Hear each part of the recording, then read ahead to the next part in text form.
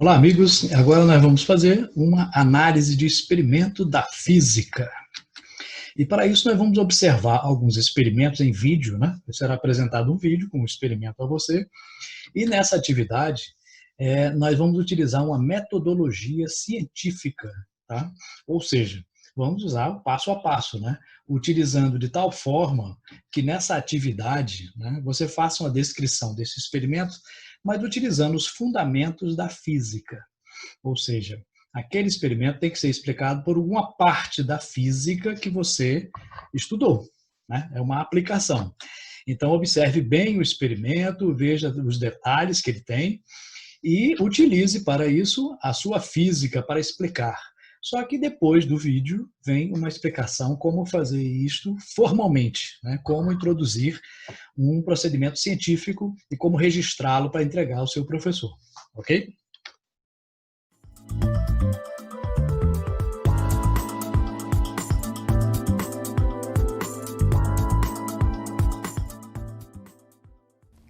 Para ilustrar o princípio de Pascal, usaremos 6 massas de 200 gramas cada e 2 seringas de vidro com água com corante e de diâmetros diferentes, que estão acopladas por uma mangueira. Esse aparato funciona como um elevador hidráulico, que é um dispositivo no qual se pode aplicar o princípio de Pascal. Podemos colocar peso sobre uma das seringas de vidro e elevá-los por meio da pressão exercida sobre a outra seringa. A pressão é a mesma nos dois lados da seringa, e sabemos que a força é o produto entre a pressão e a área das seringas. Desta forma, quanto maior a área, maior será a força exercida pelo êmbolo da seringa. Para demonstrar, colocaremos 800 gramas sobre a seringa maior. Com apenas a metade desta massa, ou seja, 400 gramas sobre a seringa menor, é possível se elevar o dobro desta massa. Essa é uma maneira de multiplicar a força usando dispositivos hidráulicos, baseados no princípio de Pascal, que diz que a pressão exercida num ponto de um líquido é transmitida para todos os pontos do líquido. Este princípio pode ser aplicado em diversos dispositivos em que se quer transmitir força por meio da pressão exercida num ponto do líquido, como pudemos observar neste experimento.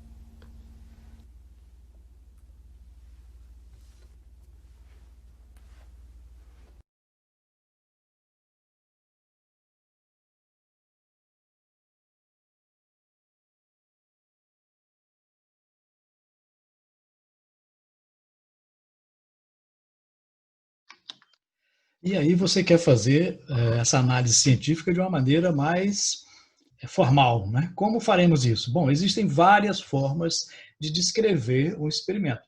Aqui é uma delas, mas qualquer uma outra tem que conter, pelo menos, essas informações. No início, né, na primeira parte, vamos identificar, localizar a área, o título e o objetivo. Então, na primeira parte, você tem que identificar-se, né? Então, é o nome do estudante que é responsável por essa descrição, essa análise, né, do experimento científico. Depois você vai colocar aqui a parte da física que está relacionada, né? É mecânica, é eletricidade, é ótica, especificando, né? Então, por exemplo, qual é a parte da ótica? É ótica física, ótica geométrica, ondas mecânicas, ondas eletromagnéticas. Então, é importante ao observar o experimento que você identifique qual é a área específica da física que está sendo analisada. É o movimento retilíneo, o movimento curvilíneo. Né? Depois você vai colocar um título. Nesse título, nunca você começa com um verbo. Né? Sempre coloca avaliação, análise, investigação. Lembrando que em qualquer descrição, análise ou relatório, né, você sempre, nunca coloca na primeira pessoa. Né? Eu analisei, eu fiz isso. Não, nunca se coloca.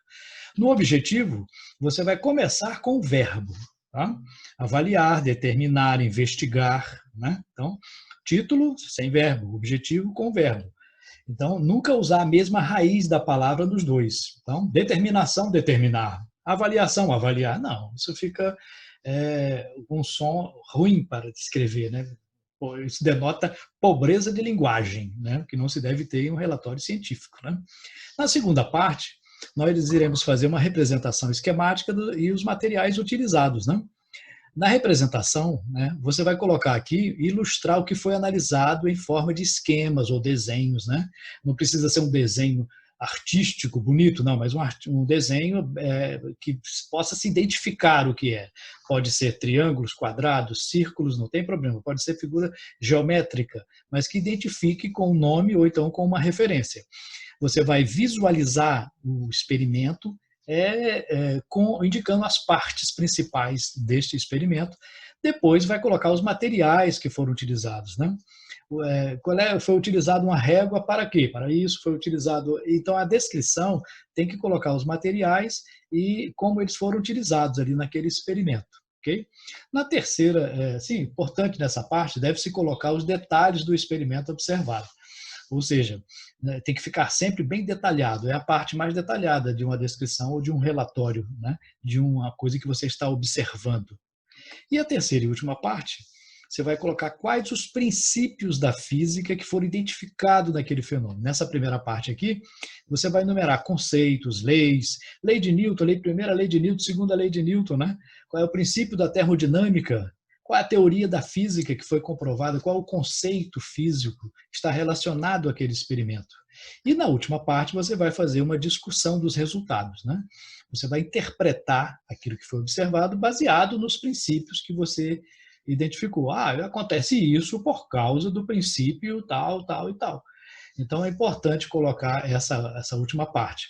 Assim você terá feito uma análise de um experimento adequadamente. Ok?